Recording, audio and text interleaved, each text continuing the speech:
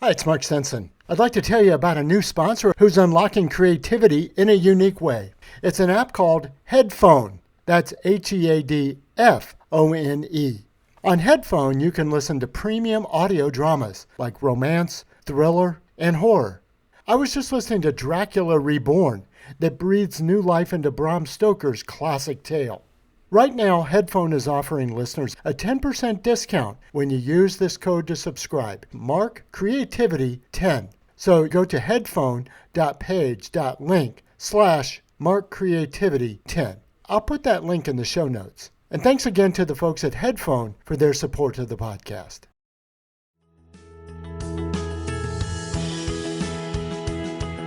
Tap into your most original thinking. Organize your ideas and create the opportunities to launch your creative work. Unlocking your world of creativity with best-selling author and brand innovator, Mark Stinson. Welcome back, friends, to our podcast, Unlocking Your World of Creativity. And today we're going to dive into a fascinating overlap of creativity, neuroscience, and happiness. My guest is Dr. Paul J. Zak. He's a professor of Claremont Graduate University and a distinguished scientist whose work has taken him to the boardroom, entrepreneurship, TED Talks, and writing, including his new book, Immersion, The Science of Extraordinary and the Source of Happiness. Paul, welcome to the show. Thanks so much, Mark. I'm so interested in this overlap, and I wondered if you could tell us about that defining moment where you saw this intersection. So most of my professional life has been spent creating knowledge and technologies to help people live happier, healthier lives. And as a way to bring the things we discover in my academic lab to the world, I ended up starting companies or working with people to commercialize the findings we had. And once we had enough information about this neurologic state called immersion, it made sense to bring this to the public by founding the first neuroscience as a service platform that lets anybody measure what their brain loves in real time, any place people are doing interesting things. This idea of defining that immersion neuroscience to find the brain's preference. What is it about unlocking what's inside the brain to understand that? In the sense that I just want to get to the core factors driving human behavior. And surprisingly, that behavior doesn't come from your elbow or your knee, it comes from your brain.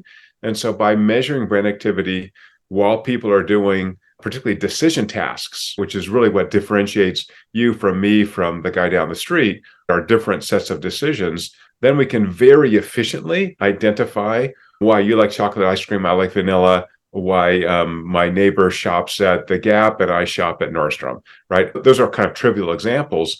But if we can identify the valuation mechanism in the brain for experiences, then we can reverse engineer the process and create extraordinary experiences that we all want. So I used to give the example of the DMV, the kind of worst experience, except I was at my local DMV recently because I had to renew my license, and they have fixed it. Yes. Like, so somebody has been working on DMV experience. Yeah, someone checked me in. They told me where to go. They told me how long I'd have to wait. It was efficient. And I said, at the end, I'm like, I love you guys. I'm not going to trash the DMV anymore because you have now figured out that people don't want to stand in line forever without information, without a human talking to them, right? So they have screens, they have monitors, you're going places. I was in and out in 5 or 6 minutes. That was really amazing. Lift up the hood a little bit on this technique. What are some of the methodologies that you use to measure this? Yeah, great question. So we started doing this about 20 years ago, Mark. And not only am I cheap, lazy, but I'm also slow. Because 20 years. From a scientific perspective, we really want to make sure we understand this principle. We publish research. That research is vetted by experts. And so you don't want to put crap out in the world. And so, yeah, trying to do this really carefully. I should say the original work was funded by the U.S. taxpayers. We were tasked by the Department of Defense and some other agencies to identify combinations of signals in the brain that would accurately and consistently predict what people would do after a message or an experience. And so in my lab, we generally start with looking at changes in neurochemicals in blood. So we do a blood draw. We show you, for example, a public service announcement, do another blood draw, and then pay some money because we're torturing you, and then say, hey, by the way, if you want to flip some money back to the charity associated with a childhood poverty, go for it. You can do it or not, and we'll do it privately. And then we compared brain activity to people who did something observable to those who did not. So our task was to create a neurologic prediction engine, not a feeling engine. So I don't really care how you feel. And we find this a lot with advertising, in which what people say they like on self-report is not what moves markets and is not what tickles your brain. This neurologic state I've called immersion that we uncovered that seems to be the brain's valuation mechanism for experiences with some social content. So I'll try to answer your question. I'll do it briefly if I can. So once we discovered this combination of signals from the brain, we convolve them in a way to create a single signal that's very highly accurate and predicts across domains. So that is, it tells you how much your brain values this experience. And mark this, our brains, not only me, but our brains are super, super lazy too. They just want to idle most of the time. So when we see this neurologic state of called immersion, it's really metabolically costly. The brain goes, holy crap, this is really exciting to me. Now that's a continuous variable, right? There's low exciting, medium exciting, high exciting. And so the more exciting, the more immersive this is to the brain.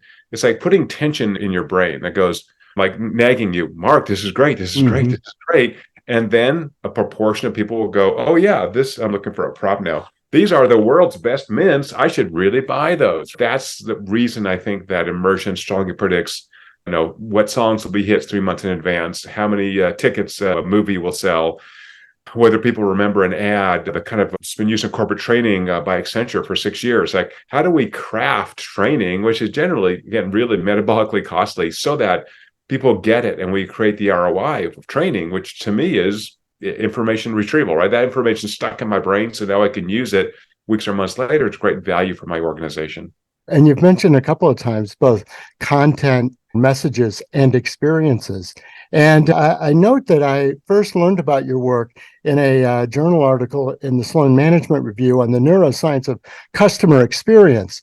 So I wanted to dive in a little deeper on customer experience, because retail and shopping, but also restaurants, entertainment, all sorts of customer experiences that we've really found drive brand growth and financial growth, for that matter. If you have a positive customer experience, you're more likely to recommend, you're more likely to share it with a friend, kind of thing. And so I'm curious, as design thinkers, sometimes you say we want to design these experiences, not leave them to chance.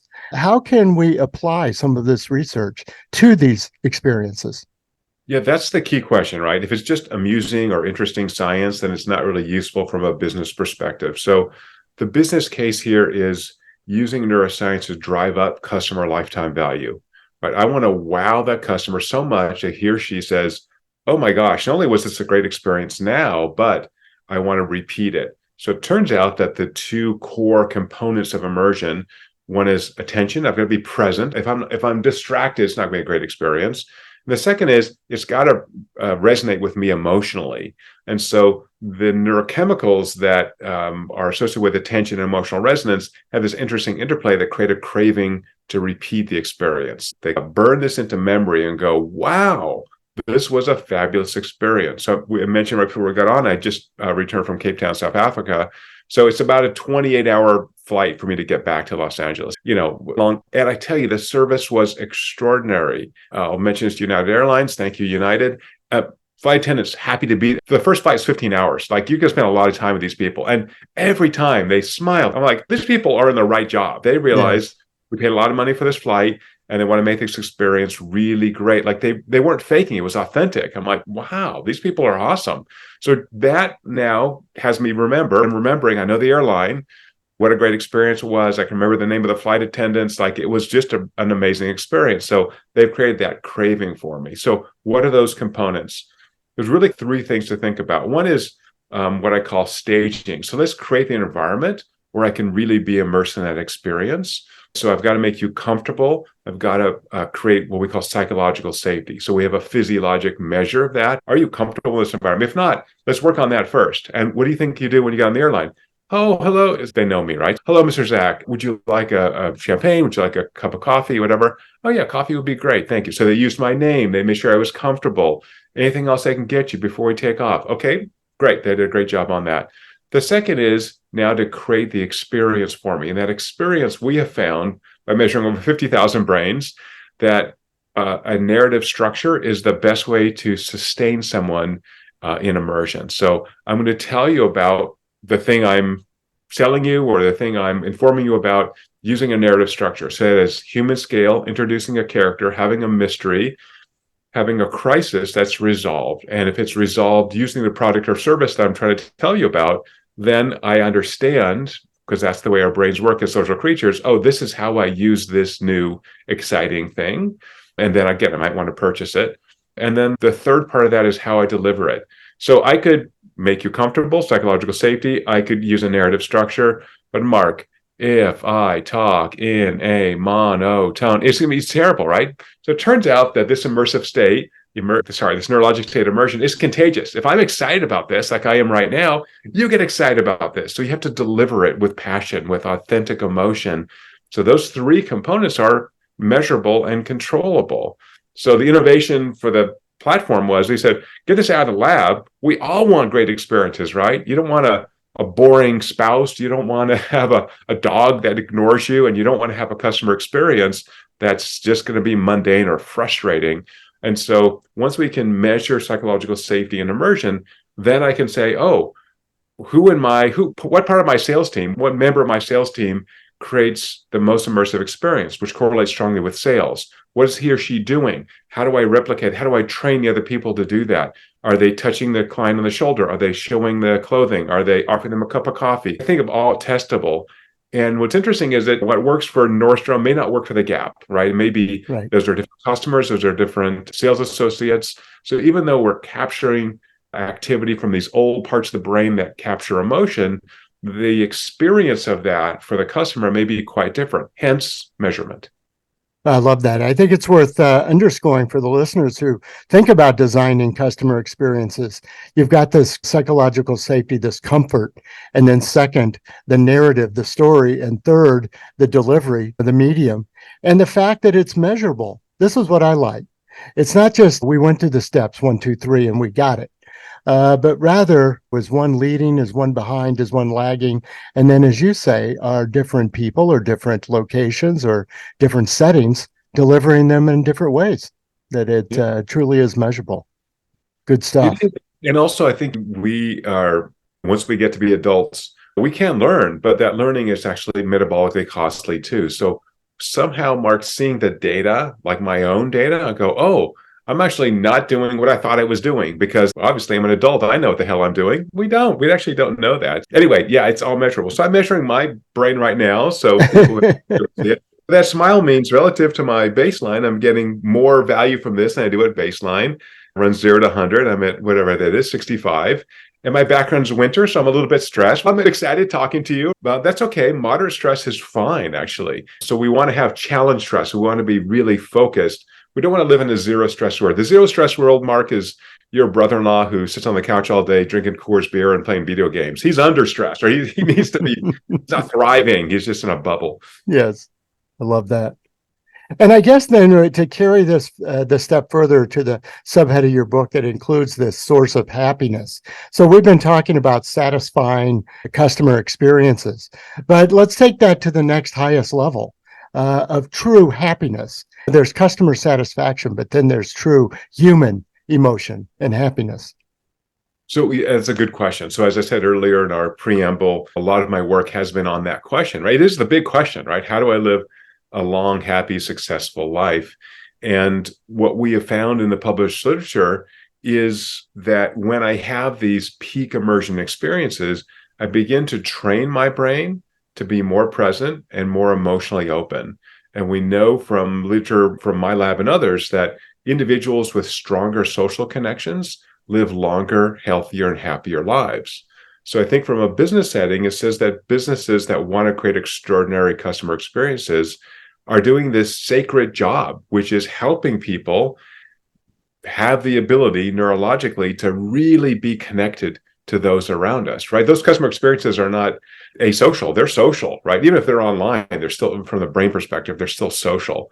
And so if I can, as a business, create those extraordinary experiences, high immersion experiences, yeah, I increase customer lifetime value, I make people super happy, and I'm setting them up, like me when I got home from South Africa, I'm a happy camper, man. I had a great experience, had a couple good meals, watched some movies. I'm just a happier person when I get home. This is a really amazing thing that we can, even as we age, we can actually connect better to people around us. In fact, we found this interesting, positive, although low slopes gradient. As we get older, we're more likely to have highly immersive experiences because we have better emotional regulation. When I get old enough, like you and me, I don't really care. Someone cuts off me in traffic, I don't care. When I was 25, I'd chase that guy down. Whatever, the guy's in a rush. I don't even care. And so that emotional regulation means I can spend more of my time in the sort of the positive emotion quadrant rather than the angry, I don't know, get revenge quadrant. Yes. And the anger just, again, burns energy. It sucks the life out of you. So isn't that amazing that we can train ourselves, even when we're older, to be better social connectors? That means investing in relationships. And those could be work colleagues. We're going to form relations with them. Could be friendships. As my kids transitioned out of my house, I have college and post-college age kids. I started making friends and having more like free time to have hobbies, which I never had when I had my kids were little, right? And so you're like, oh, this is amazing. I'm 55 and I just built 4 great guy friends who are amazing, who I really love. These like brothers, like we just do all the cool stuff together. And that's weird, right? Like even when you're older, you can still build these powerful relationships. And so we're not only talking about customer experiences, but life experiences, aren't we? Yeah, they are. And I think they run together. Yeah. What do you do with your buddies? You go do something. You don't sit around, like generally, you don't sit around the house and I don't know, maybe you watch sports, but for my friends, we're out doing something. So we're spending money, having crazy adventures, jumping out of airplanes and skiing and doing whatever. And that's a positive peak experience. And it's enhanced when we're with a group. So I think one business takeaway is for corporate training, for customer experiences, social always adds more immersion to it, right? If it's a social experience, if I'm shopping with my friend as opposed to shopping by myself, it's just going to be a better experience. Have someone to talk to, or think of travel. That's an easy one, right? You've traveled alone. I've traveled alone a lot. It's no problem. I was 8 days in South Africa, had a great time, and met a bunch of people because I was speaking and all that. But when I went to Cape of Good Hope, I was there by myself. And I still had a good time. But imagine if I had someone I really cared about. I could, oh my God, look at this. We saw penguins. They're like these crazy penguins down there. Yes. And so I'm taking pictures. I'm sharing them with my family, or whatever. But I don't have anybody acutely to talk to about that. So it's a different experience. Oh, terrific. Listeners, my guest is Dr. Paul Zak. And Paul, you mentioned something ever so briefly, and I read about this. I would be remiss if I didn't shift a little bit and talk about how machine or this kind of immersion can predict a hit song. We talked about a lot of different customer experiences, but is there a way for this kind of science to predict what's going to be a hit on the radio or on streaming or wherever we get our music? Like all good questions, the answer is probably Yeah. no. I'll give you the backstory on this. I'm going to suppress the name of the company, but I was in New York and I was having a meeting with a guy someone introduced me to. I didn't know well. I worked for a big streaming service that you would know. And he said, and I said, what's the biggest problem you have at your company? He says, too much music. There are 24,000 new songs released every day worldwide. We subcategorize them, but ultimately we have a human listen to a 20-second clip and give me a thumbs up or a thumbs down. And I know those humans are making mistakes because people get tired, they get hungry, the dog barks, who knows. He said, I just wish there was a more efficient way to go through this music. And he said, tell me about what you guys do in the lab. And I said, man, could immersion predict hit songs? I'm like, man, no one's ever done that before. Okay, I love a challenge. That sounds like fun. So I said, well, how about we do the world's cleanest experiment? You have some songs that across all genres, you pick them. And then when they're released, you follow them for 3 months. And then 3 months later, you decide the cutoff for a hit or a flop. So send us all that data. We'll have people listen to it, measure their brain activity. And then once you give us the number of downloads, number of streams, number of additions to playlists, we'll just see if we can predict that. And then what we found is that because this valuation mechanism of the brain we found, immersion, is so rich, we're getting data second by second. When we apply machine learning to these data, you get very strong predictive accuracy. So we were able to predict with 97% accuracy 3 months in advance which of those songs they sent us would be hits or flops. And that's now published. If you Google my name and, I don't know, hit song or something, you can actually read the scientific article. Now I said maybe, right? So they sent us 24 songs. Now across a whole bunch of genres. Again, this valuation mechanism seems to be fairly universal across individuals, but we don't really know for sure. If you sent me 1,000 songs, right? Mm-hmm. Now I'm at 97%. I don't think I can get a lot better than that, a lot of data. Yeah, I think we found something really valuable here. And of course, once that research came out and the media picked it up, we're in talks with a bunch of record producers about using our technology. Really, again, because I'm a cheap bastard, remember, I so much wasted energy and time, particularly by young artists or young content creators who don't have the experience the Rolling Stones do on playing 100,000 bar gigs and whatever. What if you had this tool that said, oh, not only do I like this, but now if I begin to edit this piece of content so that my audience gets more immersion, they love it more, if you will. Boy, that'd be a great tool for young artists and also for music distributors. Where do I put my marketing money? Do I Yes. put it on, I don't know, spend it across 20 different artists? Do I put it on 2 or 3 artists? How do I actually build a hit? So I think that's also really useful, is because I just hate to see wasted effort, wasted time. So I live outside Los Angeles.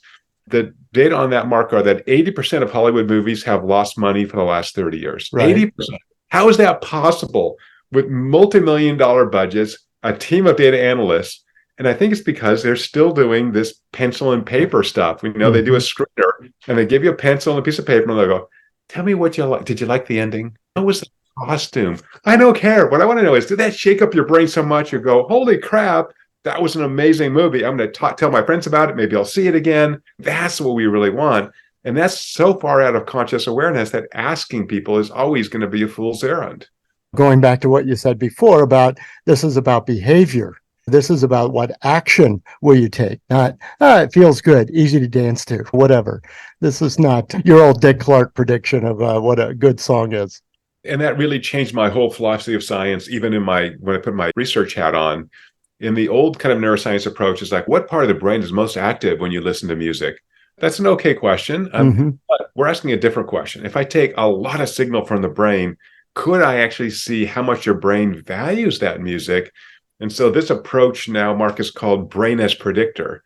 So it turns out that at least for some things, if you measure brain activity from a moderate number of people, like 35, 40 people, you can predict market outcomes because these brain signals are highly conserved across individuals. They're very similar. So I don't need to measure 1,000 brains, right? I can measure a moderate number of brains and still have very good confidence. Again, not just us doing this. There's lots of other neuroscientists doing this approach as well. Fantastic. Paul, can't thank you enough for the conversation. It's been a real pleasure talking with you. And it's activated a lot of sides of my brain. Awesome. That's great. Those neurons are sparking. That's right. What a pleasure to talk to you. And for listeners, happy to engage. Any friend of yours, Mark, or listener of yours is a listener or a friend of mine. So you guys can reach out and find me. I love that kind of collaboration.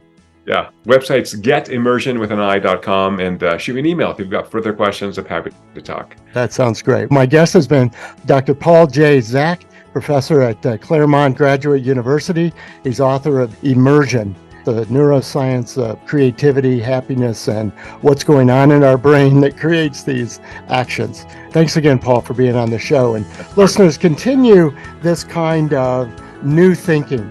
It's great to have hunches. It's great to work on our intuition. It's also good to have data.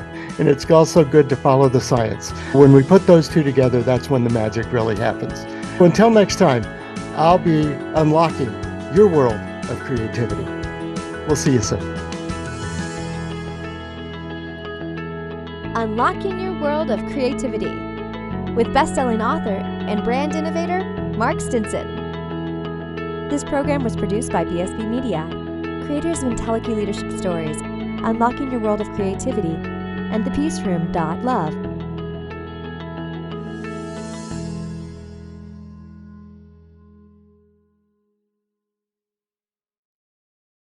If you like this podcast, here's another show that you'll like from BSB Media. The Patients Speak, Healthcare Innovations Accelerating the Patient Journey. It features interviews with healthcare leaders, patient advocates, medical providers, and researchers.